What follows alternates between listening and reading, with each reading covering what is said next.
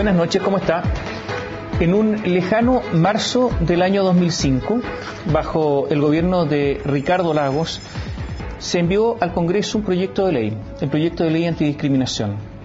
Ahí ha dormido, ha vegetado este proyecto durante muchísimos años, hasta que fue asesinado Daniel Zamudio. Luego de este asesinato brutal, el presidente Sebastián Piñera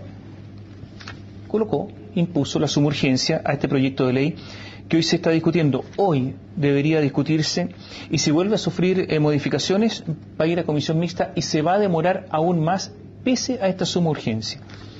Ha habido discusiones sobre este proyecto de ley antidiscriminación, se dice que abre la puerta para el matrimonio homosexual y por lo tanto están divididas las bancadas. O sea, la bancada, por ejemplo, de la democracia cristiana dividida frente a este proyecto. De esto conversamos, de este y otros temas. Vamos a comenzar esta noche con Jorge Contese, abogado experto en derechos humanos, exdirector del Centro de Derechos Humanos de la Universidad Diego Portales. ¿Qué tal? Buenas noches. Buenas noches, Tomás. A ver, ¿por qué? Porque ahí algunos dicen que es innecesario este proyecto de ley o esta ley. ¿Por qué? Porque está la Constitución. Artículo 19 que dice: la Constitución asegura a todas las personas la igualdad ante la ley. ¿La igualdad ante la ley? ¿A quiénes? A todos. ¿Y para qué un proyecto?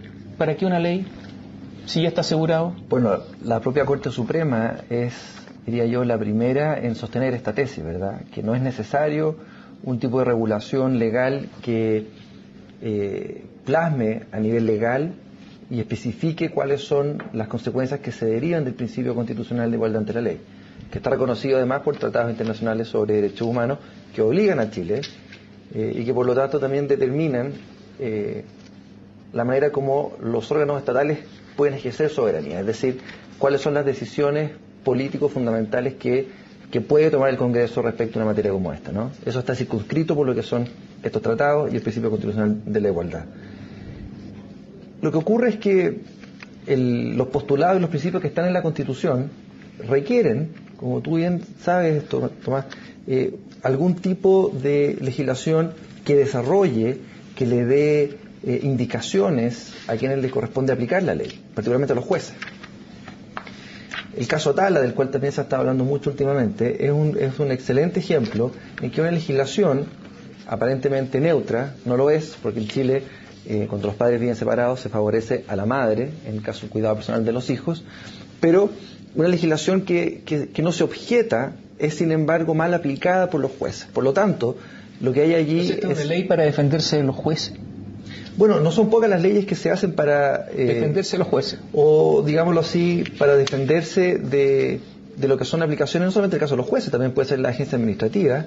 Cuando una norma constitucional dice: la Constitución asegura a todas las personas la igualdad ante la ley, así de fuerte y firme, ¿cómo va a haber una desigualdad por razones de raza, de sexo, de opción sexual, cuando asegura la igualdad? Sí, o sea, sí. Lo que pasa, Tomás, es que estoy pensando en los norteamericanos, ¿no? Que tienen una Constitución corta y precisa y que... Bueno, hay constituciones, como se dice en doctrina, que son de principio y otras que son de detalle, ¿verdad?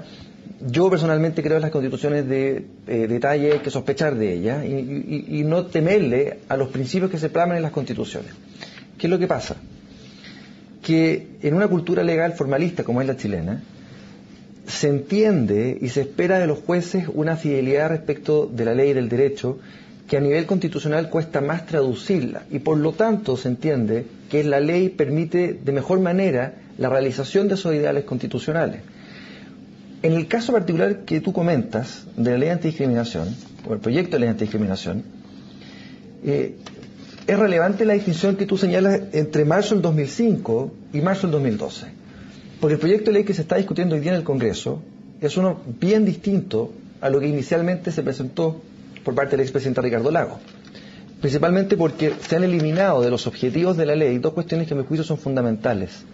Primero, la prevención de la discriminación. Es decir, que el Estado se toma en serio como un objetivo de política pública prevenir la discriminación y en segundo lugar, eliminarla. Eso importa recursos y no quieren gastar plata en eso. Y lo que pasa es que cuando tú quieres satisfacer derechos fundamentales, ya no basta simplemente con que el Estado se abstenga de realizar ciertas acciones y en buena parte de estos derechos se requieren acciones positivas. Entonces, efectivamente, se requeriría, por ejemplo, preguntarse acerca de eventuales políticas de acción afirmativa, es decir, donde el Estado entiende que, dada la situación desmejorada, históricamente desaventajada de algún grupo, entonces se ponen recursos, se adoptan políticas especiales para nivelar, para equilibrar, ¿verdad?, esa situación de desigualdad estructural que existe. Ahora, ¿qué dice la norma propuesta? Dice que no puede haber discriminación arbitraria por, y aquí esto es textual, la raza o etnia, la nacionalidad, la situación socioeconómica, el idioma, la ideología u opinión política, la religión o creencia, la sindicalización o participación en organizaciones gremiales o la falta de ellas, el sexo, la orientación sexual, la identidad de género, el estado civil, la edad, la afiliación, la apariencia personal y la enfermedad o discapacidad. ¿Está bien eso, no?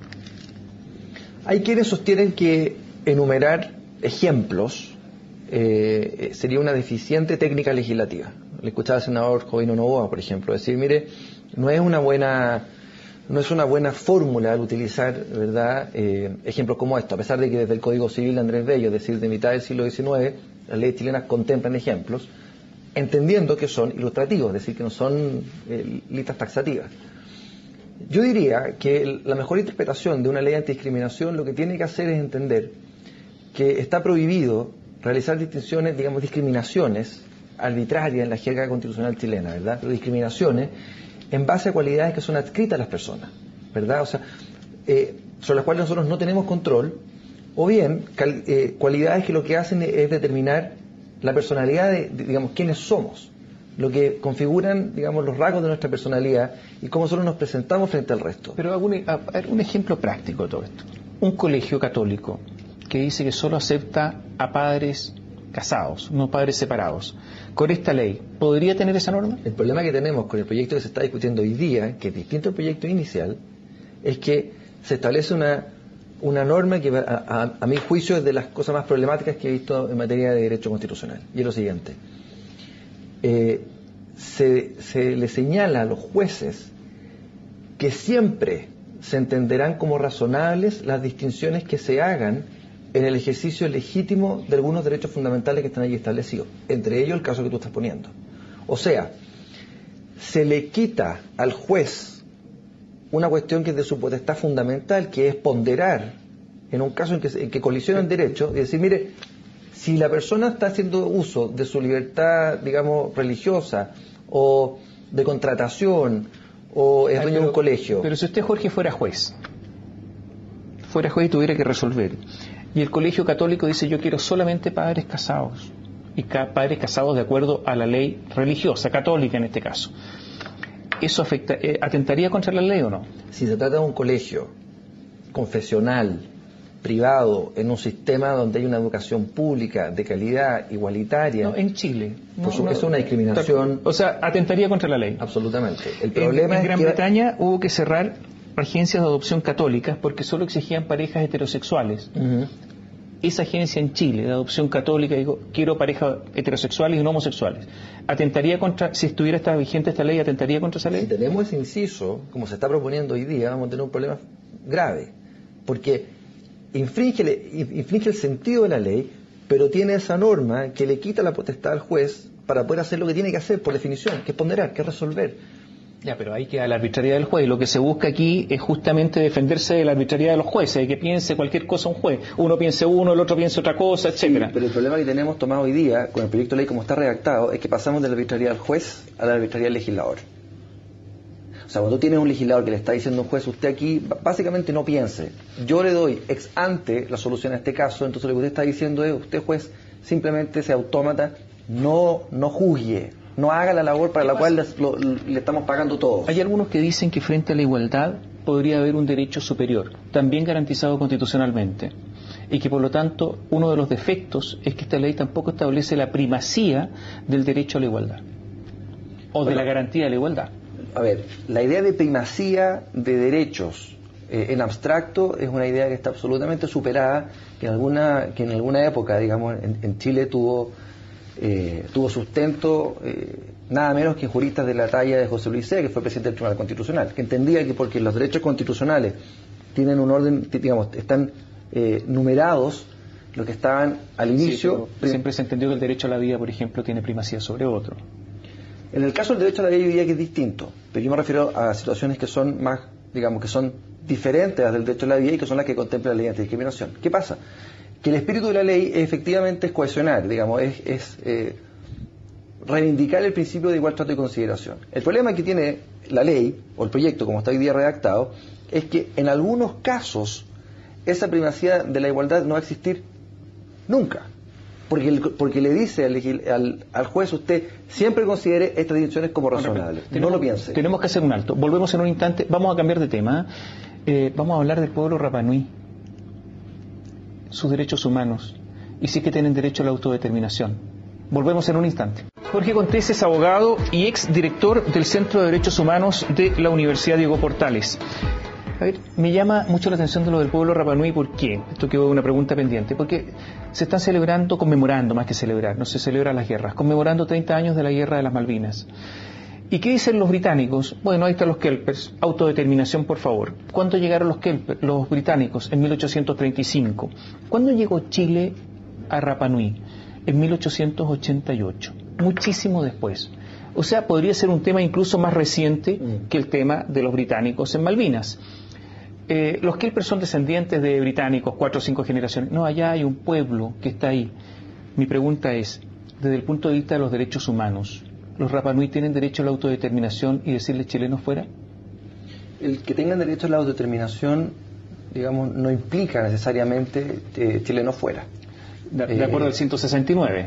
De acuerdo al Convenio 169 y de acuerdo en general al derecho internacional de los derechos humanos. El Convenio 169 es parte de ese engranaje que está conformado también por otros tratados que son igualmente importantes. Pero si ellos quisieran, de acuerdo a sus derechos, decir, ¿sabe? Yo no quiero más chilenos acá. Ustedes que vinieron en 1888, nosotros somos un pueblo, tenemos otra lengua, estamos a 4.000 kilómetros de distancia. De acuerdo a los derechos humanos, sí, ellos podrían decir a los chilenos, chao, váyanse. Es que hay una cosa anterior a eso, Tomás. El Convenio 169, para vincularlo con tu pregunta, no, digamos, una de las críticas que se le hace es que fue débil al momento de abordar el tema de autodeterminación. ¿Qué es autodeterminación? Es el primer derecho humano, en el sentido de que si tú observas cuáles son los tratados internacionales, particularmente los de la mitad del siglo XX y después en la década de los 60, se establece allí el derecho de los pueblos a autodeterminarse, es decir, a decidir libremente, libre y soberanamente, sus prioridades, su manera de desarrollarse económica, social, culturalmente. ¿Los Rapa Nui son un pueblo? Sí, son un pueblo indígena. ¿Qué pasa? Que bajo el Convenio 169 es un pueblo indígena que vive en un país independiente. Eso no hay que olvidarlo. El Convenio 169 se refiere a pueblos indígenas o tribales en países independientes. Por lo tanto, las categorías de autodeterminación que ellos tienen, jurídicamente hablando, no son las mismas que tiene, digámoslo así, el pueblo chileno o el pueblo boliviano respecto al pueblo chileno cuando son estados-nación, ¿verdad? Esta es una discusión que es más larga que claro. Pero lo que es interesante es que la autodeterminación sí existe como derecho, que Chile sí tiene compromisos internacionales, que sí ha dicho internacionalmente nosotros queremos implementar estos estándares, y ello sí significa dotar de ciertos espacios de decisión autónoma respecto del poder central. No solo Rapa Nui, los mapuches, los atacameños, los aymara. El tema de los mapuches es un poco distinto que el tema de Rapa Nui. A ver, Argentina, pero también Chile, están en la posición de que Gran Bretaña es un país que tiene una colonia en Malvinas. O sea, han dicho, esto es una colonia. Sí. Y en el siglo XXI, por favor, las colonias no. ¿Qué diferencia hay con Chile en Rapa Nui? ¿Puede ser Chile un país colonizador y Rapa Nui una colonia? Y por lo tanto el mismo argumento debiera utilizarse ahí con mayor razón. Porque cuando llegó Gran Bretaña no había nadie. Cuando llegaron los chilenos sí había Rapa Nui y un pueblo. Que siguen existiendo. Por lo tanto la pregunta, ¿es Chile un colonizador? Chile es un colonizador, desde luego. Allá. Y acá también. Y allá, estoy preguntando allá específicamente. De todas maneras. Sí, claro, y por lo tanto, ¿se podrían aplicar normas de descolonización? En tanto el pueblo Rapa Nui se considere como un pueblo indígena viviendo en un país independiente, la situación es distinta. Ahora, que el Estado chileno, con solución de continuidad desde inicios del siglo XIX, ha colonizado territorios dentro de lo que nosotros entendemos que es Chile hoy, sin ninguna duda. Y por eso te digo, no solo lo ha hecho en Rapa Nui, lo ha hecho al sur del Biobío también. O sea, allí el comportamiento es el de un Estado colonizador que de hecho lo que hacen es instalar empresas de colonización en Europa para poblar el sur, ¿verdad? O sea, Chile respeta el 169, ¿no? ¿Perdón? ¿Chile respeta el 169? Mira, ahí lo que está pasando depende cuáles sean los órganos estatales. ¿Ah? El Ejecutivo bajo... Perdón, me refiero al convenio 169 de la Organización Internacional del Trabajo. O sea, a eso me estoy refiriendo, ¿no es cierto? Tienes razón. Que es un tratado internacional vinculante que establece derechos en favor de pueblos indígenas, ¿verdad? Eso es el convenio 169 que Chile ratificó, que entró en vigencia en 2009. ¿Cuál es el problema? A 10 días de haber entrado en vigencia ese convenio, el gobierno de la expresidenta Bachelet dicta un decreto supremo que lo que hace es prácticamente cercenar el mandato más importante que tiene ese convenio, que es el derecho que tienen los pueblos indígenas a ser consultados previamente cuando se quieren implementar planes, programas, políticas que los puedan afectar en sus derechos, ¿verdad? Se limita a eso, se restringe significativamente, a mi juicio de una manera inconstitucional.